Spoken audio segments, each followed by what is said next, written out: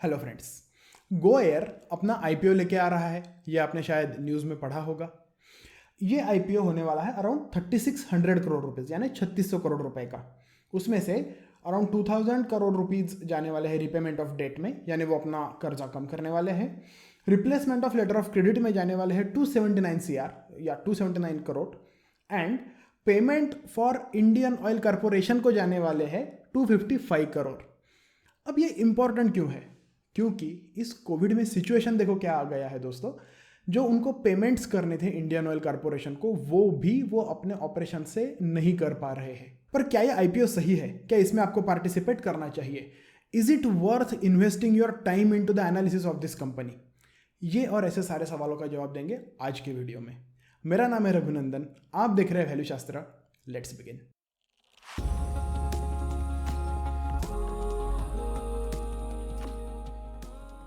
कोई भी company isolation में काम नहीं करती। जो कंपनी होती है वो उसके इंडस्ट्रीज और उसके पीयर्स के साथ काम करती है, यानी जो उसके कंपटीटर्स होते हैं उनके साथ और ओवरऑल इंडस्ट्री में। वैसा ही एयरलाइंस का भी होता है। जैसे गो एयर हो गई, तो हमारे देश में जो एक एविएशन की ओवरऑल कंडीशन होती है उससे भी गो एयर अफेक्ट होता है, उनके ऑपरेशंस अफेक्ट होते हैं। वैसे ही बाकी की एयरलाइंस कौन से रूट्स पर अपना ट्रैफिक बढ़ा रही है, कैसे टिकट का प्राइसिंग कर रही है, इससे भी गो एयर को फर्क पड़ता है। Which is why it is always better to take a step back and understand कि इंडस्ट्री का सिनेरियो क्या है, कंपटीटर्स कौन कौन है और ये इंडस्ट्री काम कैसे करती है। Friends, this is the first video in our value शास्त्र एनालिसिस सीरीज। जब भी हम किसी कंपनी या स्टॉक का एनालिसिस करेंगे तो यही सारी स्टेप्स हम फॉलो करने वाले हैं। So let us start with our first segment, that is industry analysis. Aviation industry एक बूमिंग इंडस्ट्री है इंडिया में। अब ऐसा क्यों है, तो इसके कुछ रीजंस देख लेते हैं।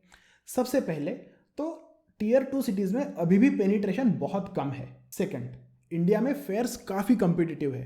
One of the lowest fares in the world हमें इंडिया में दिखते हैं। थर्ड, गवर्नमेंट ने जो उड़ान स्कीम लॉन्च की है which is specifically focused on this tier 2 cities, that is also expected to provide some incentives to this airlines. Fourth, airport authority of India is now planning to abolish royalty. वैसे ही MRO यानी जहां पर flights का repair and overhaul होता है उसके charges भी कम करने की कोशिश हो रही है। That is why I believe India में एविएशन सेक्टर को बहुत सारा स्कोप है and there is a lot of prospect for growth for various airlines. Airline industry में किस टाइप के कैरियर्स होते हैं? अगर हम ग्लोबल लेवल पे देखें तो 3 मेन टाइप्स ऑफ कैरियर्स वहां होते हैं। अब कैरियर्स यानी क्या? कैरियर्स यानी एयरलाइंस। तो हम एयरलाइंस को 3 डिवीजन में डिवाइड कर सकते हैं। पहला फुल सर्विस कैरियर्स, दूसरा लो कॉस्ट कैरियर्स एंड तीसरा अल्ट्रा लो कॉस्ट कैरियर्स। अब ये ग्लोबल क्लासिफिकेशन हो गया। इन तीनों में डिफरेंस क्या है ये आप अभी स्क्रीन पर देख रहे हैं। आपको फुल सर्विस में थोड़ा हायर प्राइस पे करना पड़ता है, पर उसमें ज़्यादा बैगेज इंक्लूड होता है, उसमें फूड एंड ड्रिंक्स मिल जाते हैं, लेग स्पेस अच्छा होता है एंड सीट सिलेक्शन भी फ्री ऑफ कॉस्ट होता है। वही जब हम लो कॉस्ट कैरियर पे आ जाते हैं तो प्राइस तो डेफिनेटली कम हो जाता है, बैगेज आपका लिमिटेड हो जाता है, सीट सिलेक्शन कभी कभार आपको फ्री में मिल जाता है। एक्स्ट्रा किस लिए पे करना होता है? फूड एंड ड्रिंक्स के लिए पे करना होता है, एक्स्ट्रा लेग स्पेस के लिए पे करना होता है। जैसे आपने देखा होगा कि आपको अगर इमरजेंसी एग्जिट की सीट चाहिए तो उसके लिए आपको लो कॉस्ट कैरियर में पे करना पड़ता है। अब आ जाते हैं अल्ट्रा लो कॉस्ट कैरियर्स पे। अल्ट्रा लो कॉस्ट कैरियर में सबसे चीपेस्ट टिकट्स अवेलेबल होते हैं, पर इसमें इंक्लूड कुछ भी नहीं होता।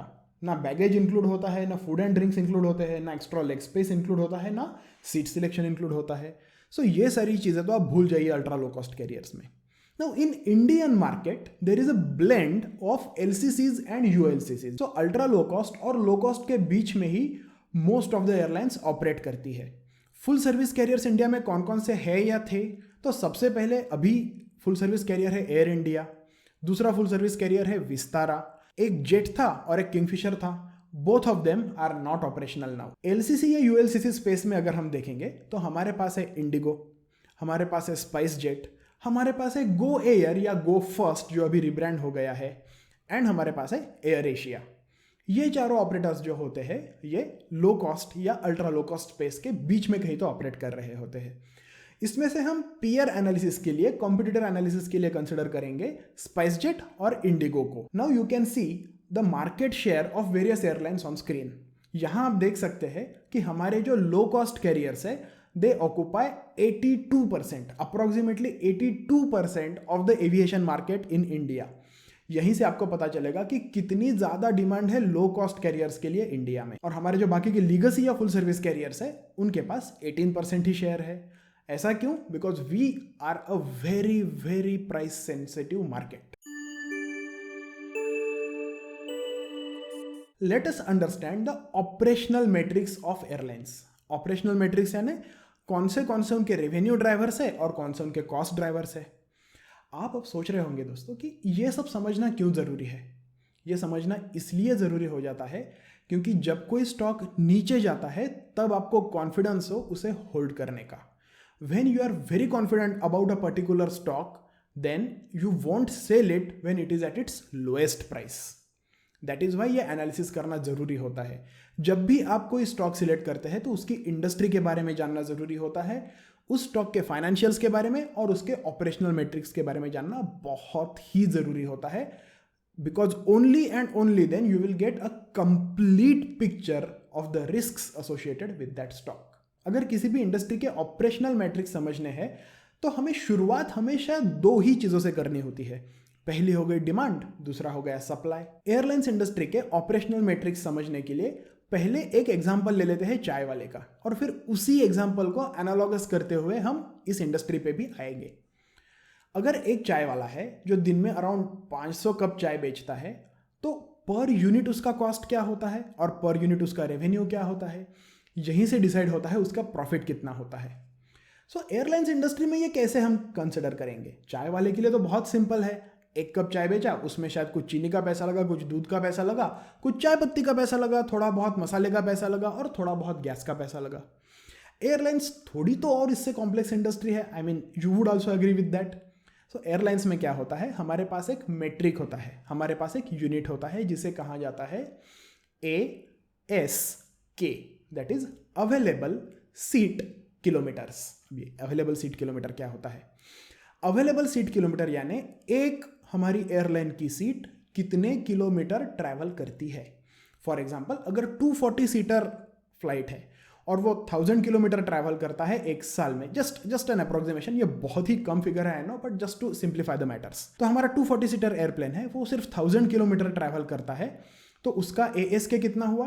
240 इंटू 1000। सो ये 240 इंटू 1000 ये हुआ हमारा सप्लाई, यानी 2,40,000। 2,40,000 हमारा सप्लाई क्यों हुआ? क्योंकि इतनी सीट्स तो वो एयरलाइन ऑफर करेगा ही पूरे साल में। अब आ जाते हैं डिमांड पे। उन सीट्स में से कितनी सीट के लिए कस्टमर्स ने पैसा दिया, उसे हम कहते हैं रेवेन्यू पर किलोमीटर। ये हो गई हमारी डिमांड, और इसी डिमांड सप्लाई के इक्वेशन से बनता है बाकी सारे operating matrix for aviation industry. Any airline how efficiently it is working, ये जानने के लिए हम देखते हैं लोड फैक्टर। अब ये लोड फैक्टर क्या होता है? लोड फैक्टर होता है RPK अपॉन ASK, यानी डिमांड अपॉन सप्लाई। जब डिमांड सप्लाई मैच कर जाए तो एयरलाइंस बहुत ही एफिशिएंटली ट्रैवल कर रही है। सो हमारे ASK से डिराइव होते हैं 2 पैरामीटर्स। पहला पैरामीटर होता है RASK, दैट इज रेवेन्यू पर अवेलेबल सीट किलोमीटर, जिसे यहां से आगे हम कहेंगे unit revenue, and cost per available seat kilometre CASK, जिसे हम कहेंगे यूनिट कॉस्ट।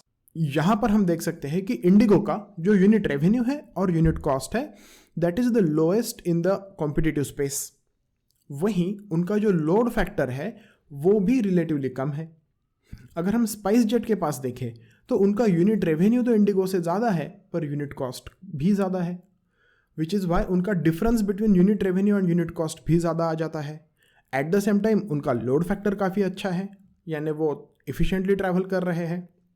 और अगर हम गो एयर की बात करें, so Go Air is something like that awkward middle child.